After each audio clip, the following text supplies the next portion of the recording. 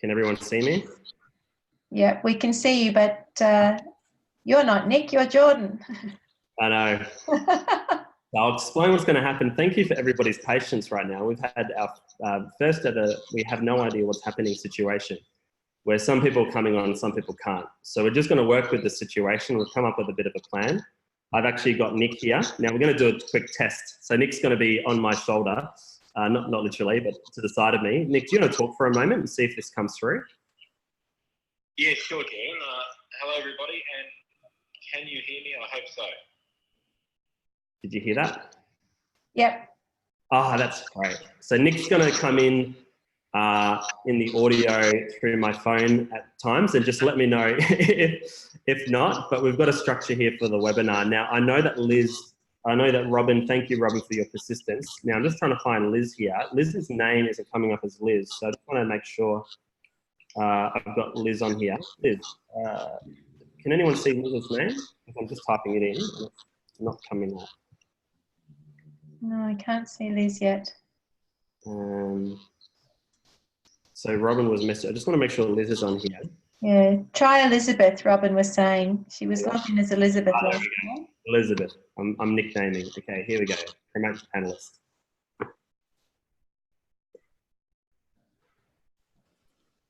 There we go. You just want to unmute yourself, Liz. Hi there. Yes, tricked you all with putting my full name. That's good. All right, so I'll be hosting, well, I was going to host this webinar, but I've got Nick who's going to interject on the phone. We're just having some strange issues with Zoom we've never seen before. We thank you for the people who have come here today, Kai, Angie, and Liz. Now, I'm just going to do a screen test, and then we're going to launch straight into the webinar. Getting a little bit of feedback from someone. Is that someone on the panel there? Just hearing a bit of noise. I'm not sure. Nothing happening at my end. Okay, let me, as I'm talking, so I'm just going to do a quick test of muting people. Okay, I think it's Liz. So I think my voice is coming through your speakers. So I'm just going to, yeah, so as I talk, I get a little bit of feedback from, is it Liz? No, it's not Liz. Okay, I'm going to keep testing this. Is it Angie? Yes, it's Angie. Sorry, Angie, but you might want to just turn my voice down because it's just coming back into the microphone. Is that better? Just as I talk, yeah, that's a little bit better. Testing, 1, 2, 3, maybe a little bit more down. More down? Yeah, getting a little bit more feedback. Can you? What's the, sorry, Nick? I should just mute when they're not talking. Yeah, maybe just, maybe when you're not talking, Angie, if you can just mute yourself and then unmute yourself, I think that will help. Yeah.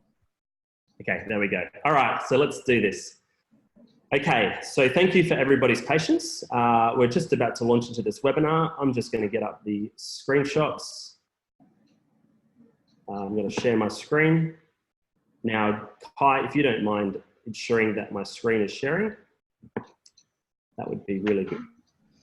So if you just want to let me know you can see this. Yeah, it's up. Okay.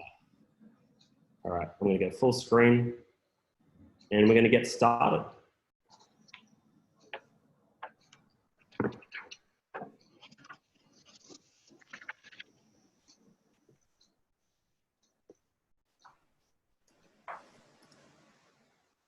Did that full screen work? Yep. Okay, now I'm just going to do one more last test just because everything today, yeah, it looks like it's recording.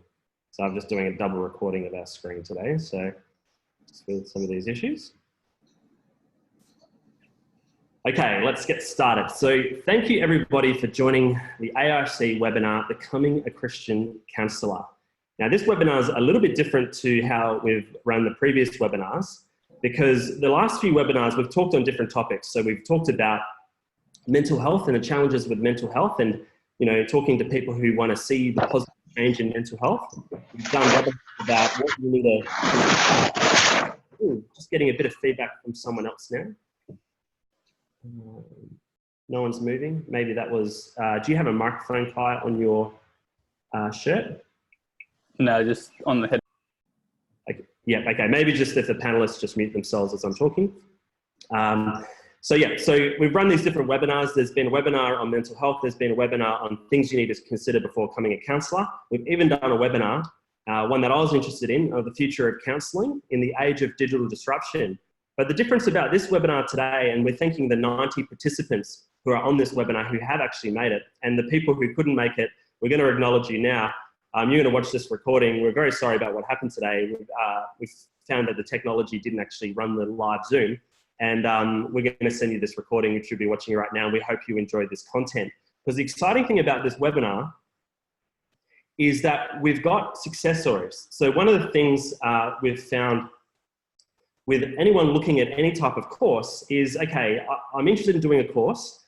I want to take this investment of my time and my money, and I want to enroll in a course, but I want to be sure that there's something at the other end of it. Some people ask this question. So today we have a panel of people who are students who have actually gone on and had successful careers. So we have Liz Jenkins, we have Kai, and we have Angie as well. So just to set this a little bit up a little bit more, so these are the questions we've asked you to join this webinar. Are you thinking about becoming a Christian counsellor? We've also asked the question, are you concerned about how you're going to fit a course in your busy life? This is one of the big questions.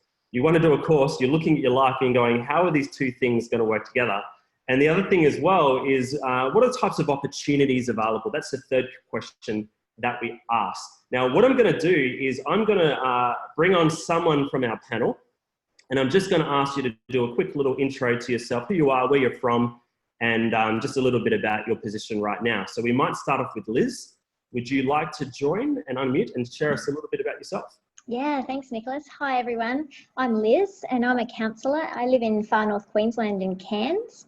I run my own practice, and my journey is that I've studied with AIFC the whole way through, from the diploma, the advanced diploma, the graduate diploma, and then I've gone on to do the Masters of Counselling. I have 4 kids and 2 extras that we have adopted into our family. So I have a big family and quite a busy life. So I managed to do full-time study and still run a household and still work. And so that's been my journey for the last 5 years. Actually, it's been quite an exciting journey and one that I never thought I'd dream of being on. So here I am. I never thought I could do the Masters, and now I've completed it. So it's been an exciting journey for me and lots of transformation in the process to be able to get to the point that I'm at. That's great, Liz. Over to you, Kai, a little bit about yourself. Yeah. Hey guys, my name's Kai and I live on the New South Wales mid-north coast in a town called Port Macquarie. I've just completed my advanced diploma at the end of last year, and I was studying full-time while working 4 days a week in a school. And yeah, like Liz said, just juggling all those things at once can be quite full on, but it was just an incredible 2 years. And currently working full-time, well, about to start working full-time at a school as a chaplain. That's great. Thanks, Kai. Over to you, Angie. Hi, everybody. I'm Angie. I live in Canberra, and I have just finished the advanced diploma of counselling and family therapy, like Kai as well. So I studied with AIFC for the last 2 years full-time, while working part-time for some of that, and also studying a Bachelor of Theology, which I've been studying part-time by distance.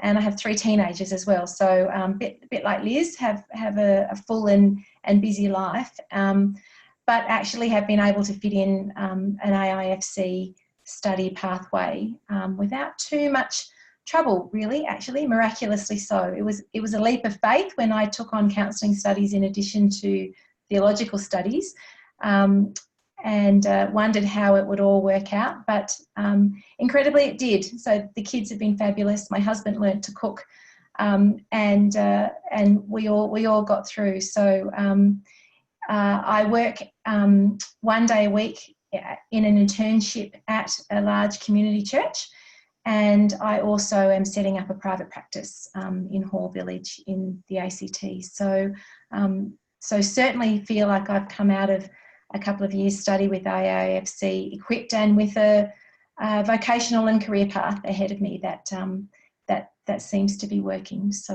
I'm very grateful. That's fantastic. Thanks, Angie.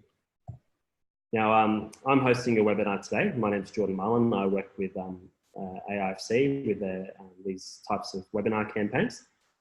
And we also have, you can't see him, but he's here, Nicholas Marks, who's the CEO of AIFC. Welcome, Nick. He's just on my phone here because some of these challenges with Zoom today. Hello, Nick. Hi, Jordan, and greetings to Kai and Angie and Liz, and to our guests who managed to get on live with us. And we really appreciate the time and your effort to be here. This means a lot to us, and to those who are listening to the recording, greetings to you as well. You do your best, and then challenges throw up with technology. So, as I said to the guys earlier, we're making lemonade out of lemons here as we do this. So we'll persist and prevail. But it's important for us to do this sort of communication for our potential or incoming students. And we thought the most authentic way to do that is for incoming students to hear from past or current students, so that you're hearing from us, but you're also really hearing from people who have walked the walk and talked the talk, and can give you the good oil and real opportunities and challenges and the exciting stuff and the issues that they encountered on their journey. So, yeah, welcome to everybody, and we really hope this adds value to you and is helpful for you in making your decision and journeying with AICs. We'll unpack that a little bit today. So, yeah, thanks, Jordan. No problem. And yeah, once again, thank you for everybody's patience, and we're doing our best to record today, and we will make this available, and thank you, Nick, as well, for being able to contribute on the phone here. So I just want to check, did everyone pick that up loud and clear from Nick with the phone? Yep, so I'm getting some nods. So your message has been heard, Nick. Okay, that's good. Okay, well, let's do this. So let's get started, basically. So we have 3 stages here. So when we're thinking about this webinar, we thought, if someone wanted to do a course, what are the types of experiences would they want to hear? And really today is just about experiences. What actually happened for someone? And we have these, you could say, 3 phases. Really what happens before somebody embarks on, studying and making that decision and seeing how they're going to fit that into their busy life. Then you've got the actual experience of studying itself. A lot of people are parents, a lot of people have children, a lot of people are sometimes doing another job, some people running a business. So how is that experience in life and actually studying and learning and doing the assignments and everything involved with doing a Christian counselling course? And the last one is about what happened after. So obviously a course is not just an end. Some people like to do the course for personal and spiritual transformation. And AFC is about, not just psychology, but spirituality as well, and bringing those elements together from a biblical worldview. But some people want to go on to their calling, and they feel that God's prompting them. A lot of people have said this, I've been told from AFC, that sometimes people say, I don't even know why I'm studying. I just have a sense that there's a call for more counsellors. So it's really something of the Holy Spirit prompting them to move into this stage. But we want to see them then go on to a career, and there's lots of different options around what people can do there and success stories around that. So we'll get started for this pre-stage. So this pre-stage is, how do you fit a counselling course in your busy life? You're looking at the course, you're looking at your year 2019, and you're working out, should I do this? And is this even going to work? Or am I just going to cram my life with too much more study? So that's the big one. So we might start off with you, Liz. How did you come to that decision and fit that in? A very good question. So I think before I started, I actually got my family around in a circle in the lounge room, and I talked about the fact that I might be thinking about study. And so I actually, we had a discussion about what that might look like and what that would mean for them as well. So I guess for me, it was just starting off with making sure it was okay with the family, because there's so many of them. And so in that way, we talked about the expectations, and that I wasn't always going to be available, that they'd have to pick up extra jobs around the house, and were they going to be okay about that? And so I think that set me up for a really good study start. But also self-care, I cannot say that enough, that after studying for 4 years full-time, self-care was the thing I found the most helpful. And I wish I had have sort of put that in my first 2 years study. But by 3rd and 4th, particularly the 4th year, my master's, Self-care was the thing that got me through. I was able to, even though it was very stressful, there was deadlines, you know, stressful at times just fitting everything in. So long as I had something that I loved to do in the day, some little time where I had some time for myself or just to relax, that really helped me get through. But also community support. I had a learning partner, a study buddy, and we would pray constantly together, and my husband was amazing. So just self-care and community support around you, and even just letting the family know what's going to happen was, for me, how I fitted it all in. That's really great. Okay, yourself, Kai, how did you come to this decision and decide to make that personal time investment in your life? Yeah, I guess I was definitely, for the past 4 years, I was really keen to do, realize I had a passion to help people. And so I was definitely keen to do something counselling. I wasn't exactly sure what it was. And I found out about AIFC pretty much a couple of weeks before I got married. And my wife and I made a decision not to take on any commitments for a year. And so I kind of put it on hold. And a year and a half went by, and I kind of got to a place where, with work, I was already working at a school as a teacher's aide, but that was naturally changing to coming alongside the male students, just because teachers saw that I was kind of capable of doing that. But my role kind of got to a point where, you know, without that bit of paper saying that you've studied something, you can't really enter that space anymore. And I was trying to find more and more excuses to put it off, even though I wasn't necessarily enjoying what I was doing because of its limitations. But I was still like, oh no, I'm not going to study, not yet. And I guess in a way I was, God kind of forced my hand when I was successful with a scholarship application to study through AIFC. So after numerous times of trying to kind of postpone it, when that happened, I was just like, I kind of just, in chatting to my wife, just jumped into it from there. And yeah, kind of echoing what Liz said, just the self-care was huge, but it's something you learn along the way through the study of how important it is. But also a big thing for me was pacing, just knowing, to pace yourself, because I was working 4 days a week while studying full time. So, knowing, okay, like I love being social. I love catching up with friends and stuff, which is really helpful. That's part of my self-care, but knowing the limits and going, okay, like I'm just going to have the night in tonight, or I really just, knuckle down, finish this assignment, and you can catch up with your mates on the weekend. And self-care, whether it's personal, whether it's in your marriage or your relationships or your friendships you have around you, was massive for me, getting through the couple of years studying. But yeah, like I said, it was kind of it was kind of a jump in and let's see what happens decision for me, and I don't regret it one bit. That's great. I've got a message come through, Nick. So it's really great practical feedback here, and we'll ask Angie now. How did you go with this, making this decision to take this step and make this investment in your personal life?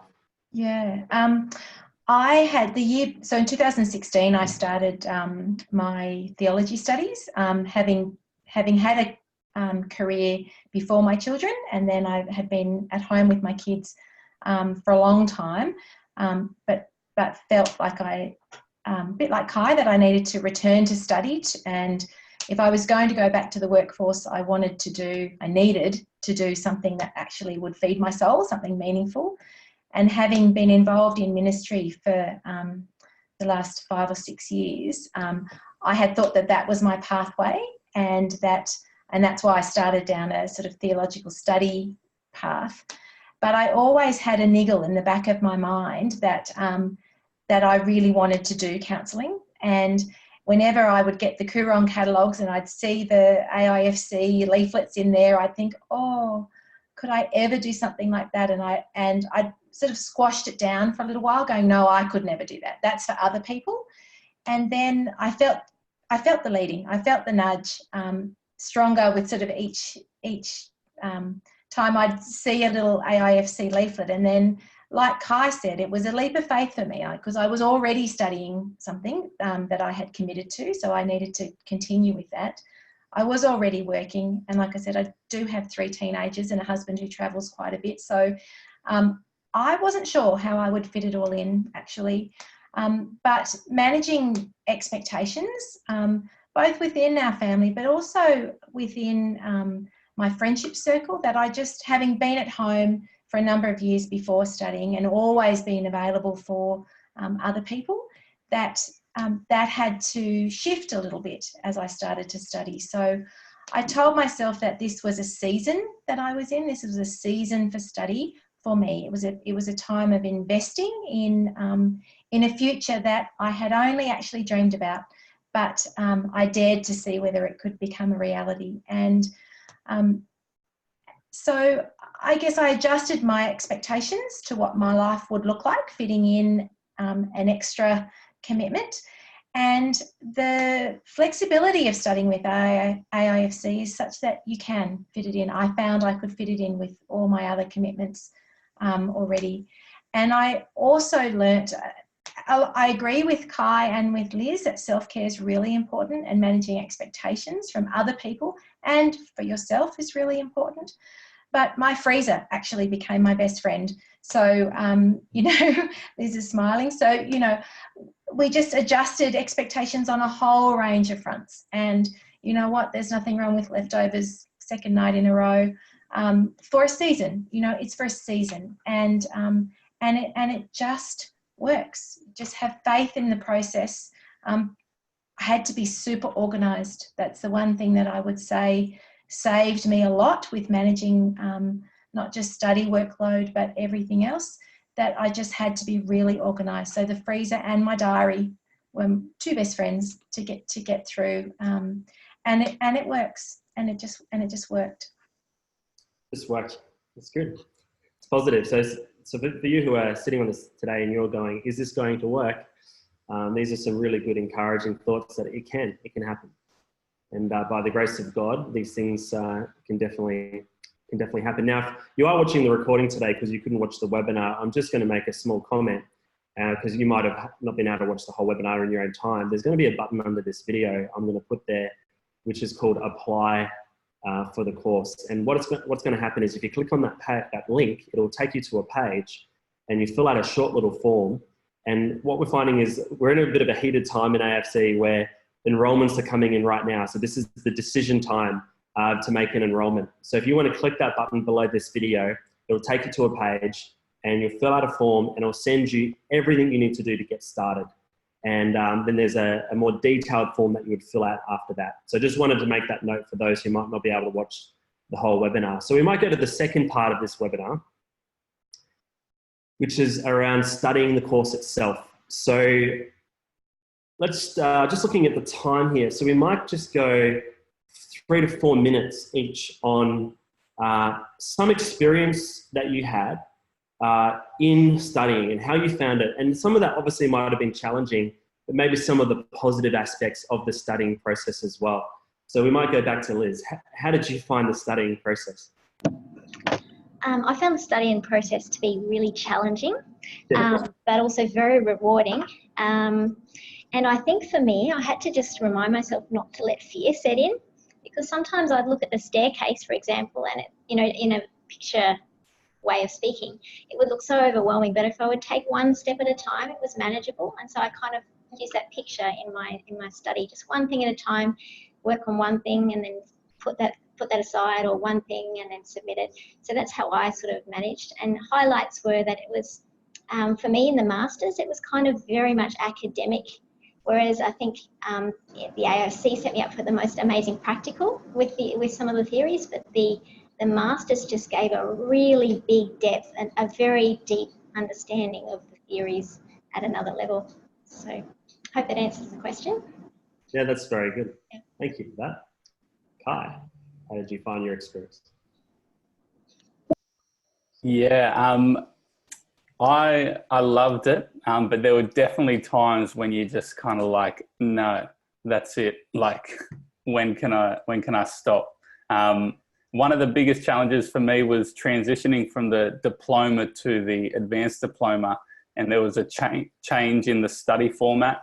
And for me, yeah, it was adjusting from spending a year studying, and getting these routines into place, and then starting a new year and having to find new routines.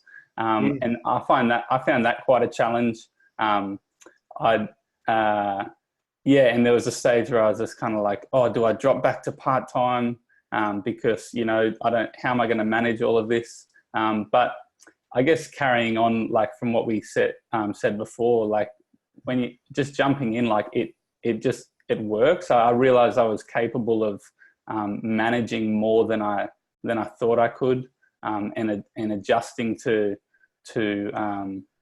things probably better than I thought as well. Which was, counselling study aside, was quite like a character building, just good character building of persistence. And yeah, there was definitely, there's a few, when you're learning these new theories and that, it can get quite knowledgey, but as a kind of, I just remember in the moment going, this doesn't make sense to me, but it's kind of like a puzzle getting put together. And by the end of each term, by the end of every subject, I got to the end going, oh yeah, I get that. And that probably leads into the highlights. Just everything I learned over the diploma and the advanced diploma, I was able to apply it straight away. It was very practical. It helped how I spoke to people, how I listened.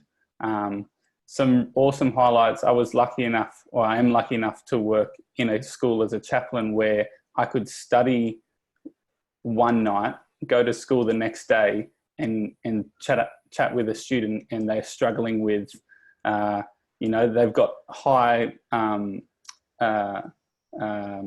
like their beats per minute quite high. They're quite stressed and anxious, and I'm sitting there and talk to him, and I'm thinking to myself, man, the night before I was just reading and studying about, the importance of breathing techniques, and then on the spot we're able to lead them through this, and and then have them run up to me the next day going, oh, I got my resting heart rate to 60 beats per minute, and I've never seen it lower than 90. And so just like things like that the study is so practical that you can apply it everyday life, whether you work in a workplace that requires it or not. Just your everyday interactions benefit from this study. So yeah. That's fantastic. And for yourself, Angie, just looking at Nick's remarks on the messaging here as well, interested in something about personal growth and even spiritual growth, because some people say that without just the calling part of it, becoming a counsellor, that personal and spiritual growth. How did you find that during the studying experience? Yeah. In my diploma year, so in the first year, our tutors would often say, you'll find cause to use all of these skills sort of straight away, and a bit like Kai was saying. And for me, I actually didn't find that. And I was impatient about when am I going to have, opportunity to use all of the things that I'm learning. And it wasn't until the very end of that diploma year that I had a situation that I was unexpectedly in, that I thought, aha, this is why I've been studying what I've been studying. I can actually put all these skills to really practical use, and realise that actually the change for me in pathway from ministry to counselling, to Christian counselling specifically, it was that there was this one event that actually brought all of my life skills and experience, professional and personal and spiritual, to the fore in one, like I said, one event. And without the training that I'd had, I don't think I would have been able to handle that challenge and trauma, actually, as effectively as I was able to. So without going into the details, there was absolutely the opportunity to put legs to the learning and walk the talk in a way that frankly surprised me, because for the months leading up to that, I'd been questioning God actually and saying, well, why am I really doing this? I haven't really had that aha moment, what's going on? And it came at the very end of that diploma year. So the challenge was patience for me, and faith that there will come a time when it will be put to good use. Yes. And the highlight really actually was at the start of the advanced diploma year, when we were already, surprisingly to me, qualified to register with the Australian Counsellors Association, and actually that's when it started to feel real for me.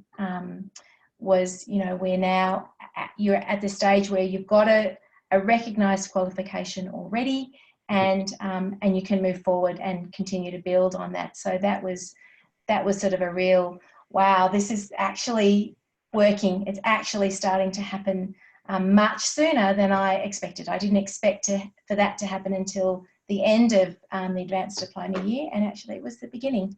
So that was a fabulous achievement and highlight for me. Absolutely, that's a great achievement. Well, thank you guys so far and sharing, being honest about your situation. And it's not all, you know, the word challenge has been used a few times, and any change or transition in a career is challenging. And in the last webinar, we talked about the future of counselling, and I was asked to contribute a little bit on that. And one of the things that we've been talking about a lot in this space is the new economy. People are coming out of a particular career and into a new career. And counselling is an example of that. And where people are now, you know, going into something where there's a demand, or maybe where they can work for themselves, or a different type of role. One of the things that I've been chatting with people who are in this transition is it takes a mindset, takes a commitment, and it takes a period of time.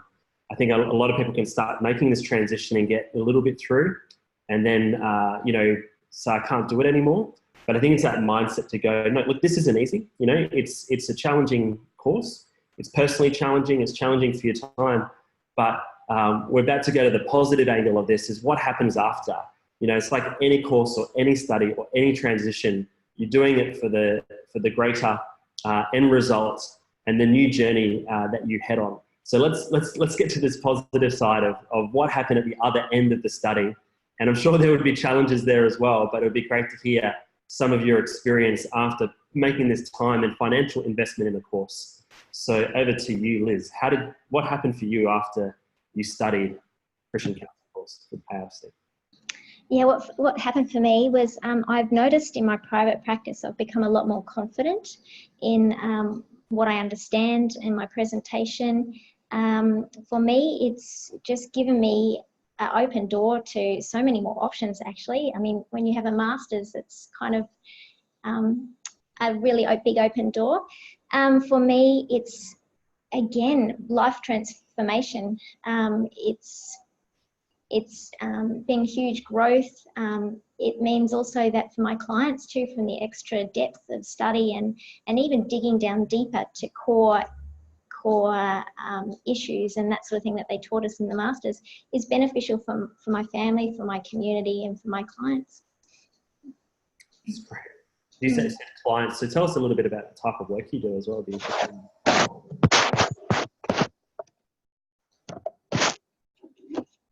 Hello. Sorry, I didn't know you quite got that, Liz. Sorry, say that again. I know you mentioned clients. Tell us about the type of work you're doing with your clients. Oh, what type of work? I do general counselling, so anything that from anxiety, depression, you know, stress, all of those things that counselling covers. And because I did masters, I've even got kind of, I would say, even greater depth of understanding of spiritual care of somebody, because that was very focused in the masters element, was looking at spiritual care and how to care for human beings at a deeper level, at a spiritual level, which was actually a new concept for me. Surprisingly, but it's so deep. It's actually made me have an appreciation for people in a different way to what I even had before I did the masters. And I would say that my cohort would say the same. It gives you an appreciation for humanity and a love for them. That's great. And do you enjoy doing that type of work? And how would you compare it to previous work? I love doing it, to be honest. And how would I compare it? Good question. I'm not really sure how to answer that at the moment, but just that I love it. That every year is new. I can see growth in what I do. I can see growth in my clients, and I love seeing people transformed and being healed and set free from bondages and set free from baggage and any lies that they believe about themselves or others. So that's been my journey. It's been wonderful. So it's really the type of work is you're really helping people, you're seeing personal spiritual outcomes for them, seeing lives change. So I could see how that's rewarding. So I think there is a bit of a move towards this. I've kind of observed the culture, and there's a lot of people moving out of the Christian world into coaching or life coaching and retreats, whereas people are desperately looking for, in the counselling world, some support, some change. And the great thing about what the Christian counsellors can do is they can provide that practical support with the counselling from a spiritual perspective. So, the more Christian counsellors, the better, I would definitely say, in our culture at the moment. Now, over to you, Kai. Where did you end up, and what are the types of things you're doing now after your study? Yeah, well, as I said before, while doing my advanced diploma, I was working in a K-12 school as a chaplain, and that was 4 days a week. But having finished studying now, I'll be beginning work this year in the same school full-time, 5 days a week. And what I've been able to do, and what this study has been enabled me to do is I catch up with roughly 40. So I'm the male chaplain, so I catch up with the males within the school, and there's 40-ish or so students that I see, and dealing with self-esteem, anxiety, depression, self-harm, and things like that. Also, spiritual things as well. These kids are they're really quite deep thinkers as well. And so there's a lot of stuff, just the stuff that they go on through home, broken families, stress. There's a lot of stuff going on in their life that, and especially for a lot of the males, that they might not have a male within their life that they can go chat to. So, I've been just absolutely loving that job. It is a draining, or any counselling, any helping job can be, or is a very draining one. And so it's, very important to still be, like we mentioned before, doing those things that fill you up. And also throughout the couple of years of studying, word kind of gets around I've found of what you're doing. And I've had quite a few people inquire about private counselling.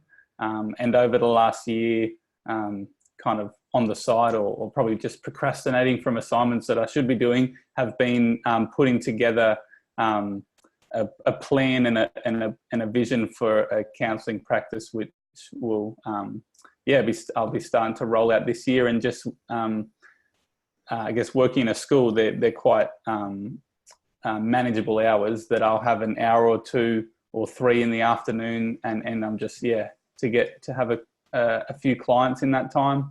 So basically coming out of this with just my role within the school has broadened, and you mentioned finances, like investing your finances in it, that it completing this rewards you in return with the opportunity to move into a role or a job which has nice finances to it as well, which is always a bonus. Yeah, and I think we do a bit of work or some webinars with a group called Halftime, which is a Christian group, and it's this idea come to a point in your life where you have a hard time and you think about your next career. And one of the things they really emphasize, it's not just about money. While there's a growth industry in mental health and there's a need there, and you can service clients and build a business and whatever it is, what I'm hearing is your heart to want to help people. It's something that, I feel sorry for the pastors at times. They're the ones coping all the challenges of people, whereas in mental health is growing. We're bringing a whole new herd of Christian people who are equipped and qualified and ready to be sent out to help people with these challenges.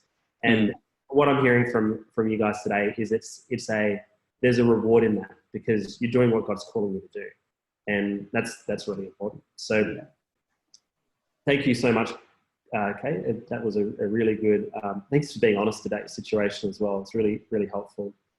Over to you, Angie. I'd love to hear a bit about your story and what you're doing now and how you've transitioned out of studying and into a career. Yeah, that transition happened sort of the start of term 3, actually, when I got an internship at the community church that I'm still attached to, and that was an internship that AIFC had negotiated. So I was really fortunate that that was an entry point for me into working in a church community. And I have absolutely loved that, because it's an environment where you can really put the Christian counselling components that we've studied and that actually speak to my heart.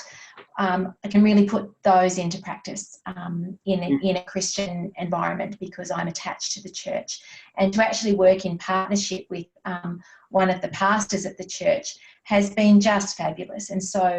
And the feedback that we get from members of the congregation that I'm privileged enough to work with is that it creates a real point of difference for their church, that they feel really well supported by their church in a way that they've not felt in other church communities, for instance. So again, it's a very immediate, very practical way for me in that Christian environment to feel rewarded in the work that I'm doing. There's no financial component for me in that space at this stage, because it's an internship. But the spiritual rewards and the experience that I'm getting is just, I can't put a value on that. It's extraordinary to me. What it has done is also enabled me to start a private practice. So I have started that up in my home. Actually, I have a separate space at the front of my home. So I converted that again in second semester of last year. So straight away, I was sort of up and running and was able to start meeting some of the needs that I was seeing already. And in a helping profession, what I've discovered already, being very new to it still, is that it is word of mouth. And so creating opportunities to speak with people, I hate to use the word networking, but I will. You kind of have to be out there meeting people to a degree so that they can hear about the work that you're doing. And I had my first supervisor said to me, what area do you want to sort of specialise in? And I thought, crikey, I don't know, not really sure. And I had this sense that, God would put in front of me the people that would be good for both of us. And I've actually found, both through the internship and through my private practice, that I've started working with mums who have got kids on the autism spectrum. So supporting the mums of kids with special needs has been a focus for me over the last 6 months. It wasn't something I went looking for. It was just something that has ended up happening, and it's been an extraordinary privilege working with mums that I can empathise with, that I can help build their capacity. A bit like Kai can do some very practical things about helping reduce their stress levels, increasing their capacity to respond rather than react. And in the internship space with the church, actually working holistically, and I know that's a word that gets bandied around quite a bit, but actually being able to address, body, mind, spirit in an integrated way that supports the whole person. And for me, that's what I really love about this intersection between theology and psychology and spirituality, which I think is what AIFC does extraordinarily well, in a way that I haven't seen any other RTOs or universities do in the same way. So very practical, very holistic, and certainly, I feel equipped. No one's mentioned that word equipped quite just yet. And it is certainly something that AIFC promises, and I have to say they deliver, because the proof is in the pudding. After 18 months of study, I was walking the talk already, and at the end of 2 years, I feel ready to be out there. I agree with Liz. I don't feel my study journey is complete, and I'm sure I will go on to continue and get deeper knowledge, which we will get through ongoing professional development as well. But certainly for now, in terms of making that career transition, I didn't quite expect that in not very long I would be living it, and I am, and that's been a fabulous return on investment, not just financially, but professionally and spiritually, incredibly rewarding. And that's one of the beautiful things about vocational education and training, isn't it? Is that, it's skill-based, and counselling is a skill. And I feel like I've still got experience to get under my belt, but I feel equipped to go out there and use the skills that I've learnt, and in a private practice and a church setting, I'm doing that now. So I'm grateful. That's great. It's really good. And it really resonates with what you're saying in terms of the mind, body and spirit. There's a lot of, I guess, the new age that talk about a lot of that stuff now, and they're feeding this spiritual need in people. Whereas the great thing about IFC is you're looking at, psychology, theology, spirituality from a Christian perspective. And I really like what they say. I think one of the Alpha courses talk about the tripod, like mind, body and spirit. Like if you take one of the legs of the tripod, it all falls down. I think that's completely true from what you're saying. I don't have a counselling background, I haven't done any study, but just everyday life, what you're talking about is really relevant just practically.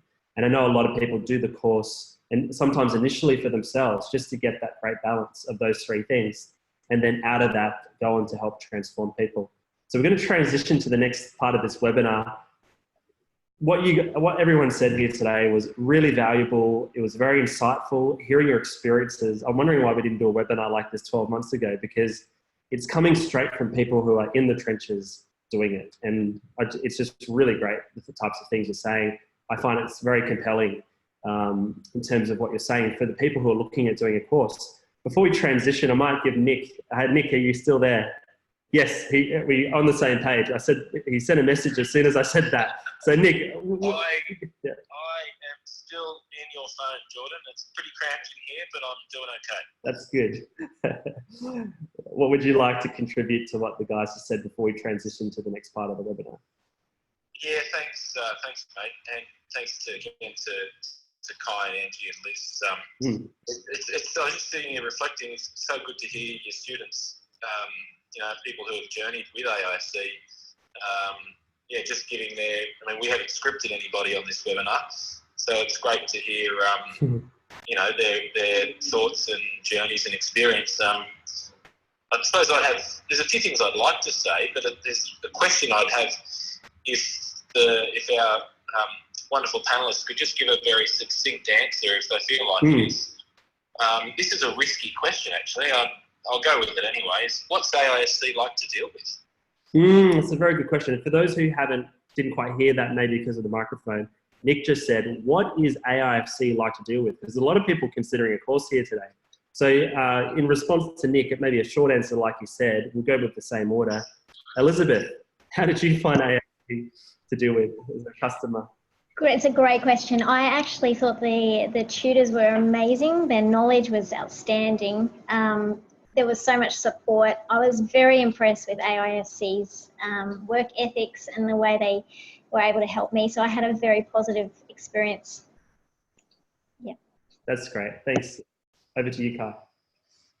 Yeah, likewise. I studied distance, and I was pretty nervous about that because I like to feel connected. But the way AIFC have it set up with your lecturers, with your assessors, with your learning partners and group that you're set up with, and also any extra questions I had regarding finances or anything, they were always just an email or a call away, and they just were right on to the answer. And yeah, I never felt stuck out or isolated studying distance. And so I was just really appreciative of how they went about their business there. That's great. Angie, over to you. My succinct answer would be ditto.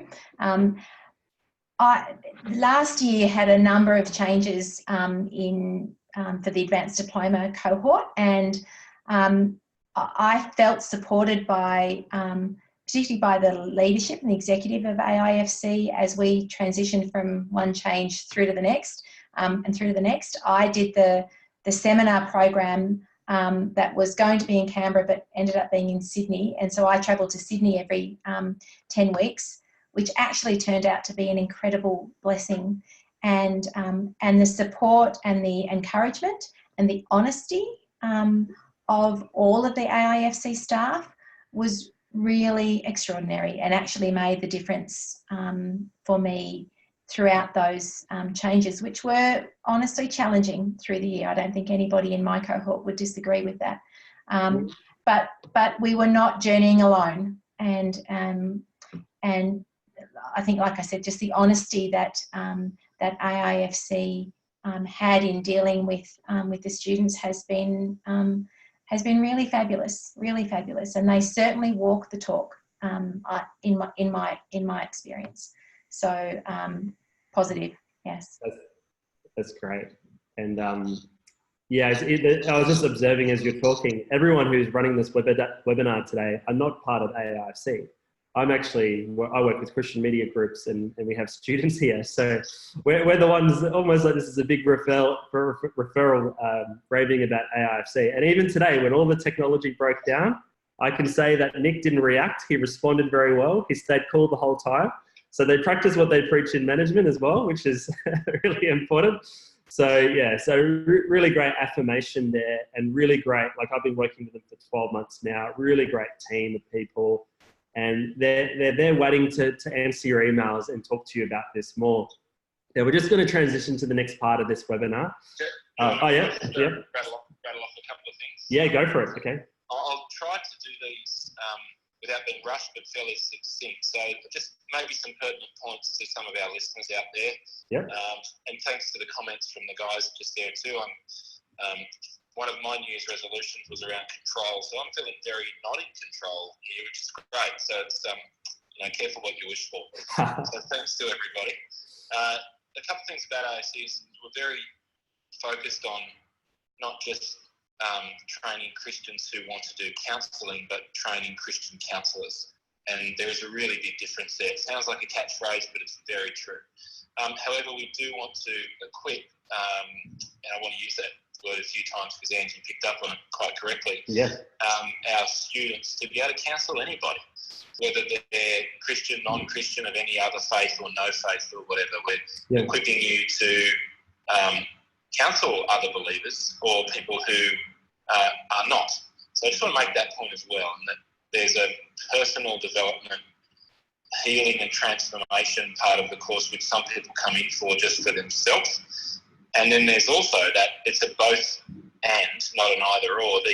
The Accreditation Qualification, with Australian Counselling Association, with the Christian Counsellors Association of Australia, with PACFA and the other relevant national training and accreditation authority. And there's all these other bodies that we are accredited with the government and peak bodies, that we make sure that whilst you get the personal transformation, there's that vocational equipping so that you are as job ready as you can be with your skills to go out into the workforce, if that's your calling and desire. So again, it's a both and. I just want to emphasise those points. That's great. About 2/3 of our students go on into other, related employment following their studies. Wow. Yeah, so there's very high statistics there. Some people, as I said, just do it for their own personal reasons and growth. They might be working as a architect, and they, or a podiatrist or a teacher or whatever, and they just or a pastor, and they want these skills, knowledge and skills to be part of their current vocation, not necessarily, they may not want to open up their own private practice, or they may. So it is a both and approach. For those people who have had nothing to do with us, we've been operating for about 25 years. We're a not-for-profit ministry. We're also a registered training organisation. And as I said, we go to great lengths to maintain all the educational qualifications and accreditations, as well as being a very compliant, focused, healthy organisation for our staff and students, with all the relevant organisational bodies as well. So those sorts of things matter. They're pretty boring to talk about, but they really matter at the back end. We try to talk to our students about how we're going as an organisation as well, in terms of our faith, navigating all sorts of changes. You probably had your head in the papers. There's a lot of changes to religious freedom. It's on the horizon, so we have to navigate those things as well. So we try to be as very current as we can. We've invested quite significantly in technology, not in Zoom. That's a joke.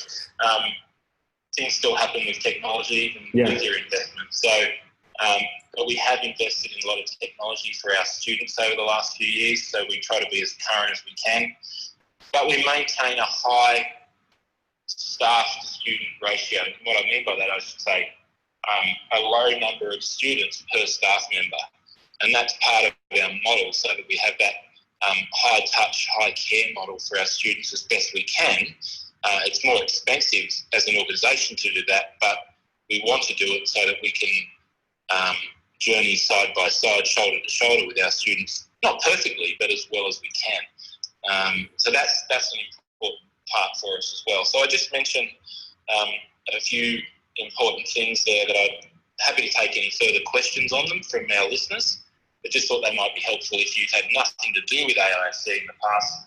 That might be relevant to you. So thanks, Jordan. I'll let you segue to the next part, mate. That was great. Thank you very much for that. And very interesting statistics about the validity of the career of counselling as well. That's really helpful for people who are wondering if there's really a future in it. So we had a couple of segue slides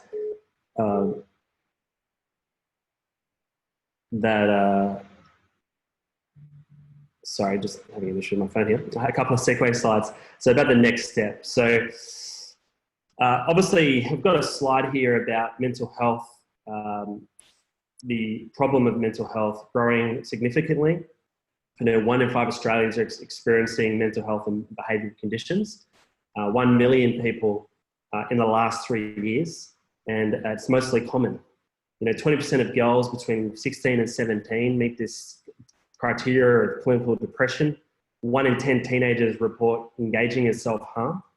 And number one concern amongst Australians is stress and anxiety. And I deal with a lot of businesses and stuff in the marketplace, and people are dealing with dire straits situation. We just had a Christian business mentoring group, and someone mentioned their husband took their life and now they have to run their business.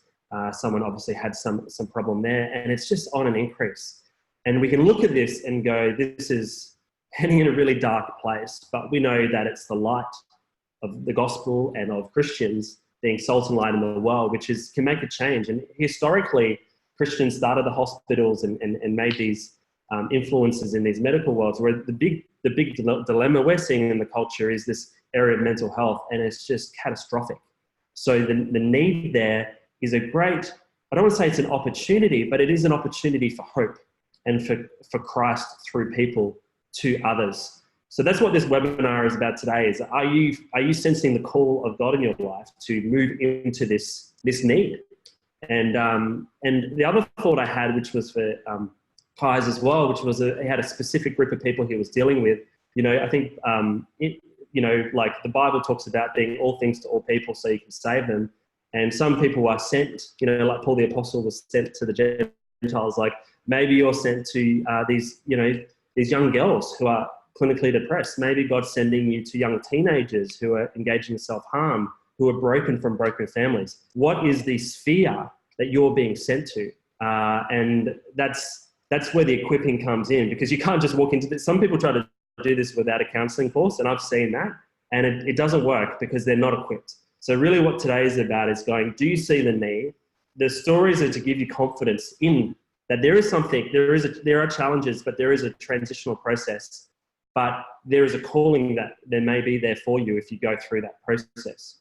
So obviously Nick raised this, but here are the 5 reasons why AIFC. They're Bible-based, they're taught by professionals, it's flexible. So if you're concerned how am I going to fit this in, there's flexible options, it's accredited, and there are career pathways. So they're the 5 reasons why you should consider AIFC.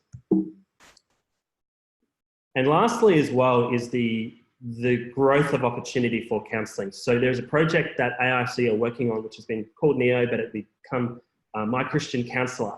And they've identified a need to provide a platform to connect more people with these types of issues in society with counsellors. So they've formally just trained people up to go out and become counsellors through their courses, and they've sent them on their way. But now they're saying, we see this explosive need in our society. We're going to help contribute to that connection as well. So they're actually building platforms that will help connect people with these issues with counsellors. So if you're wondering, well, obviously we talked about the networking and the word of mouth, then there's going to be this online space where, in digital marketing, we see people are Googling depression, anxiety, all of these things are phenomenal. So, AFC are saying, well, how do we marry up these needs with the people? So this is a growing opportunity that you're going to see progress over the next few years with AIFC being a course provider, doing the short courses, which they're going to be focusing on, but also connecting counsellors coming through their courses to this great need in society. So the big question is, what is the next step? Now, we're in January, it's 2019, and this is the time to make a decision into the year. This is when people come out of last year and say, well, what am I being called to do this year? And you might be in this position right now where you're saying, should I take the big leap of faith and start to make my step towards becoming a Christian counsellor? It's a good question. I've never done it personally, but I've seen people who've people I know who've stepped into this career, and they've seen great fulfillment and enjoyment from being able to have something where they can help people and be compassionate and really follow the example of Jesus. So there's an enrollment process for a course, and we're trying to make it very simple today. So we've actually set up a link for you. And this link, because of the time sensitivity of enrolling, we've decided to give you a simple step to get the information on how to enroll.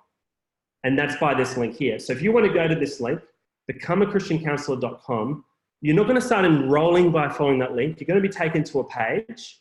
You're going to put in your first name, your last name, your phone number, and your email. And then you're going to be sent the information and the links of everything you need to do to enroll. And there's kind of 3 basic stages. There's this enrolling stage, there's this approval stage, and there's a bit of back and forth. And we've seen that with some of the communication. So we've tried to make that really clear through this page and the email that comes out, what you need to do before you get started. Any big form, I'm about to go traveling and you've got to fill out all these forms. It's always good to know what information you need to do before you start doing it. It is a big form, but it's not too complicated, but you need to put a bit of time into that. And then you go through that approval process, and then you're approved, and then you put into a course. And the pricing comes through that explanation as well on that landing page. So what we're encouraging people to do today, and we're encouraging people to do this today, to start at least the first step, which is to go to that landing page and start the process, because of the time sensitivity. We're running out of time. Students are coming in to register now, and the time to make the decision is now. Now, like I said, by filling out that form, you're getting all the information to get started and how to get started. It's a very simple form on that page, but that'll give you all the explanations of what you need to do after that. And you'll get emails from the AIFC team as you fill out that first form on that page, and you'll be able to ask any questions, or there's a way you can hop on a quick call if you're getting stuck in the enrollment process. So that's it. So we just want to encourage everyone to go to that link. So it's www.becomeachristiancounsellor.com. No .au, we wanted to make it as short as possible. You can go on your phone now if you wanted to, type in that link, fill out that short form. It has the 3 stages, fill that out, and it'll go straight to you. So Nick, before we go to the Q&A, any last encouragement for people to take action now rather than a month? Yeah, thanks, Jordan. I hope you can still hear me out there. Yes. No, look, I would echo what you're saying, mate, in terms of next steps. Be prayerful about it. Yep. Talk to people about it, but we do want to say, look, we've got about 2 weeks till enrolment's closed, so we do this sort of webinar now to be as informative as possible. As we said, we took a different approach, so you can hear from our students. But as you've heard today, hopefully be encouraged, but also be bold and, stepping out into what the next season is for your life, for times such as these, where we see in our society the things that people are grappling with and largely not doing so well. These sorts of skills, I think, for ourselves, our family, and vocationally in our workplaces and setting up our own practices can make such a great difference. So, yeah, be bold, step out in faith. Nothing bad's going to come from you taking the next step. And God always comes in, I think, when we're moving and we take that next step versus when we're stationary and perhaps hesitating or doing nothing. So create momentum. The most important step is the next one. So take a next step and ask us questions.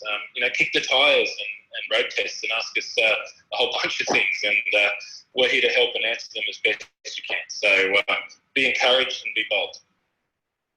Thanks, Nick. Now we're going to go into a time of Q&A. So it's just 1:12. Yeah. So if you would like to unmute yourself, our panel, so you might even want to contribute to some of the answers to these questions. I'm just going to go through some of these questions right now, and we're going to have this time of Q&A. And like I said as well, just a reminder, it's Become a Christian Counsellor, not becoming, but becomeachristiancounsellor.com, just to get that first step at least started from your phone or your desktop right now. So, wow, I only see my screen when I unshare things. And I've seen a lot of chats. There's been a lot of discussion going in now. Obviously, everyone couldn't make it in, but the ones who have been in have been very vigorous in terms of their chatting. So I'm going to look for questions now. Thank you, Robin. Robin's a part of the team. I know she was vigorously going to be answering some of the questions. So we thank Robin for joining this webinar today. I can see her answering some of these questions. Very good. I'm just going to go through some of them. Hi. Is there a seminar-based advanced diploma as well as distance online? Now, I think I'll probably say this is a Nick question, so I might put you back to the audio, Nick. Yes, there is. That's my short answer. Yes. Okay, so that one's a short one. Now, see if there's experience-based, I'll put it to the team. I asked to send another form. Do I start application again? I was asked to send another form that was missed in my application. How do I do this? Now, if you have started your application, there should be an email of a person on the AFC team called Emmy. So if you have any questions about the form, don't hesitate to just reply to one of those emails. If you have started already enrolling, you should have a link to a more detailed enrollment platform through this thing called WiseNet. But if for some reason you're lost in it, that landing page, which we explained before, essentially has the instructions.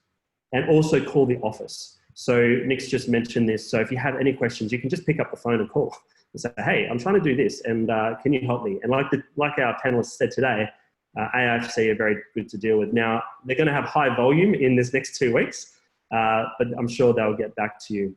So now the enrollment deadlines are on the website. So if you do go to the website, they'll be on there. But Nick, did you want to mention any of those deadlines now, or should we just refer to the website?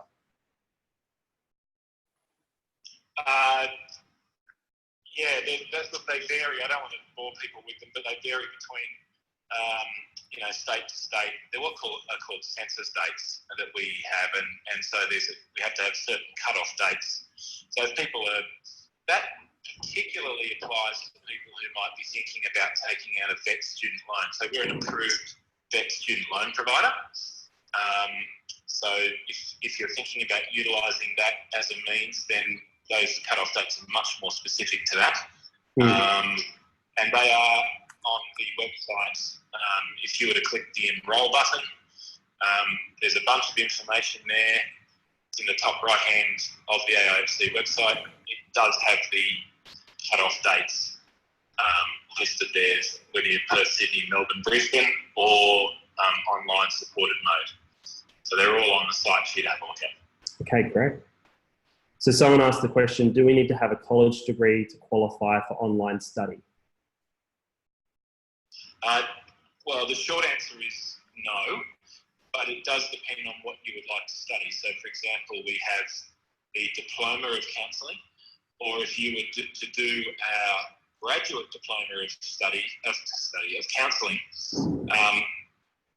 the prerequisites for that are the Advanced Diploma or a relevant prior degree, such as a theology-based degree or a social work community services-based degree. They are ones that we'll look at for the graduate diploma. So there is a caveat to that one. But if that's the one you're looking at, just talk to us and we'll guide you through that process. If it's the Diploma of Counselling as the starting entry qualification or course, no. Okay.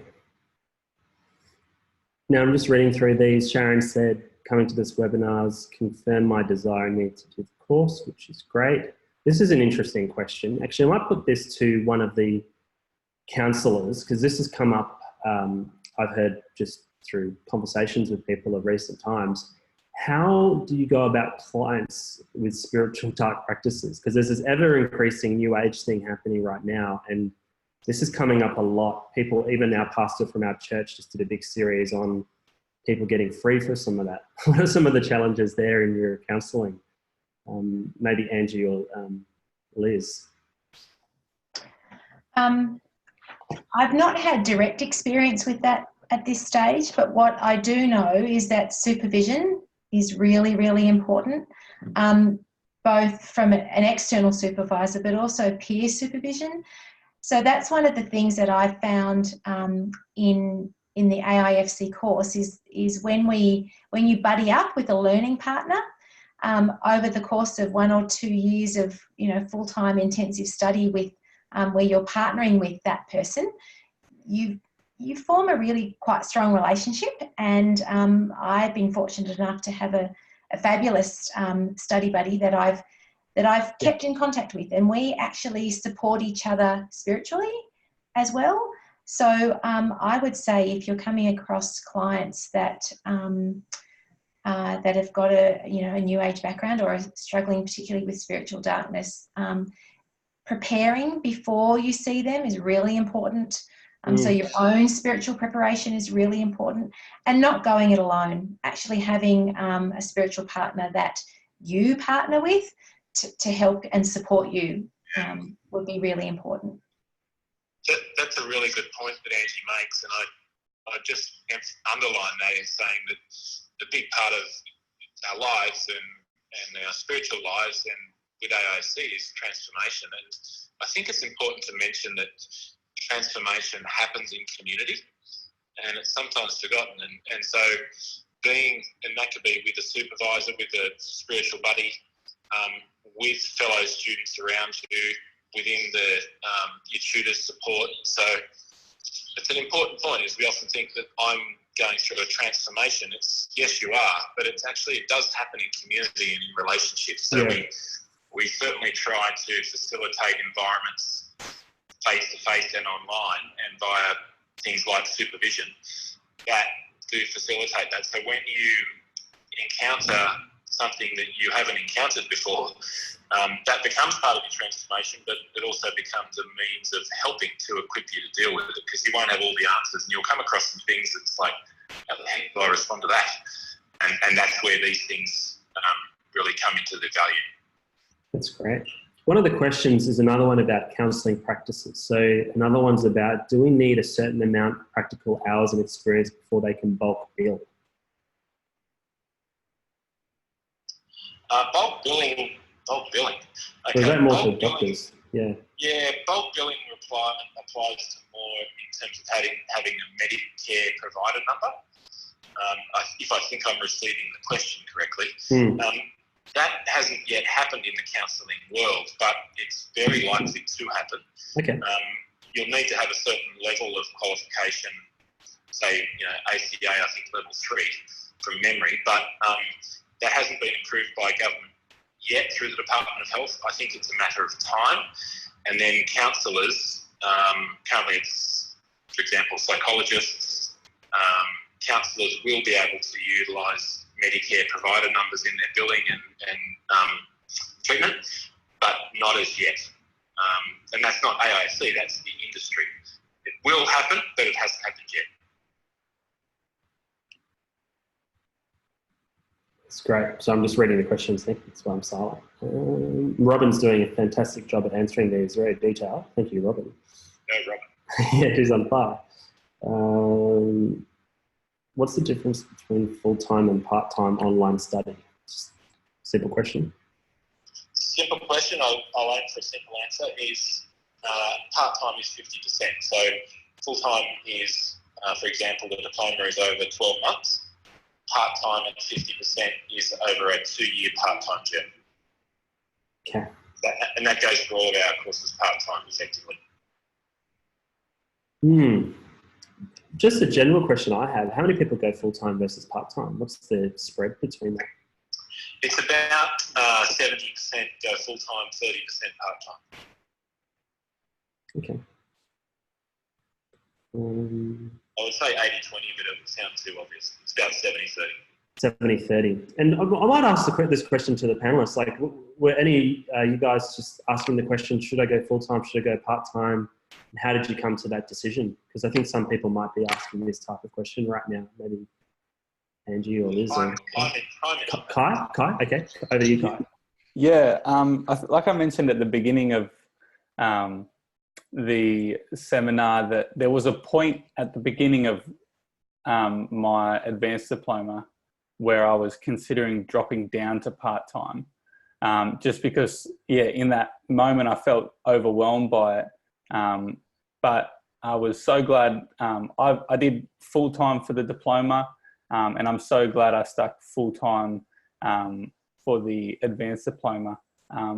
Basically, it's just broken down as full-time, broken down into like basically 4 topics per term, and I just found the year really flew by, and I decided to go full-time because 1 year study intervals, to knock down a qualification in a year, it was really rewarding at the end of it. Yeah.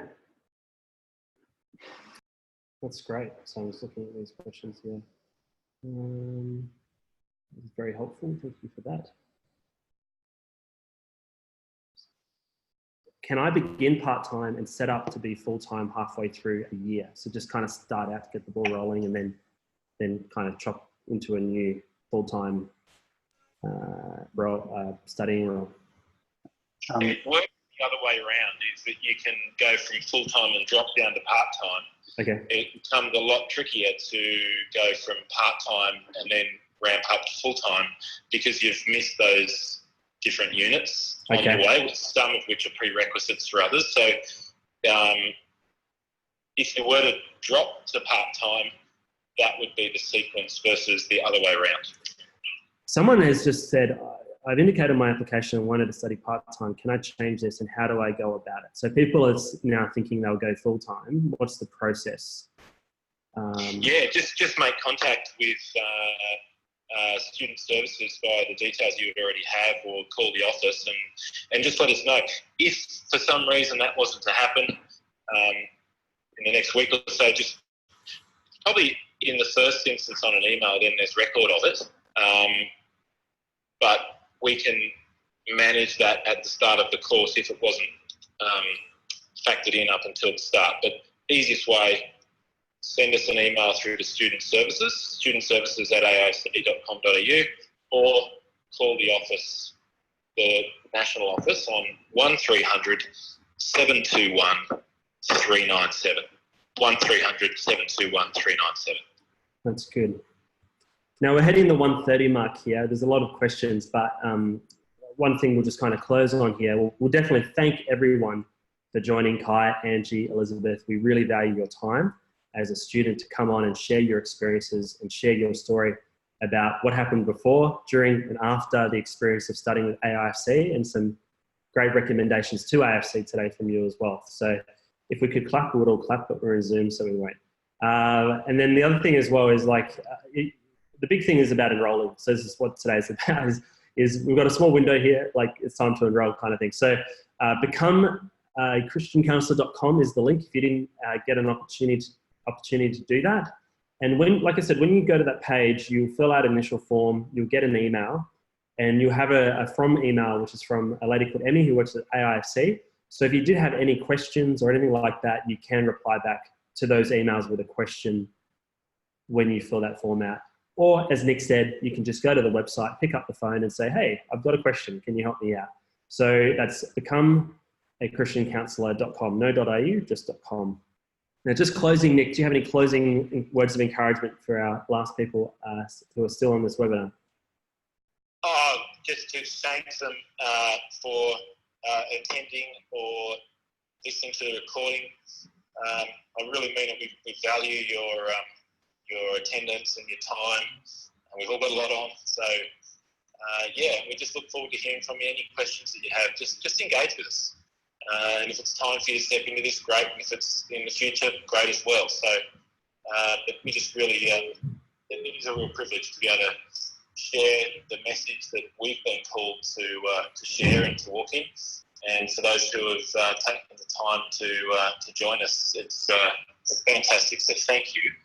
And also to our panelists, I just want to publicly acknowledge them and thank them. They're the real deal, and it is certainly affirming from our perspective in AIC to hear our students and the impacts that it's had on their lives. So, and I think as they said, that there's an anointing on what AIC is and does, and it really just works. And that's, at the end of the day, that's the glory of God. So it's a privilege just to be a small part of what He's up to in our part of the world. So let Him get all the glory.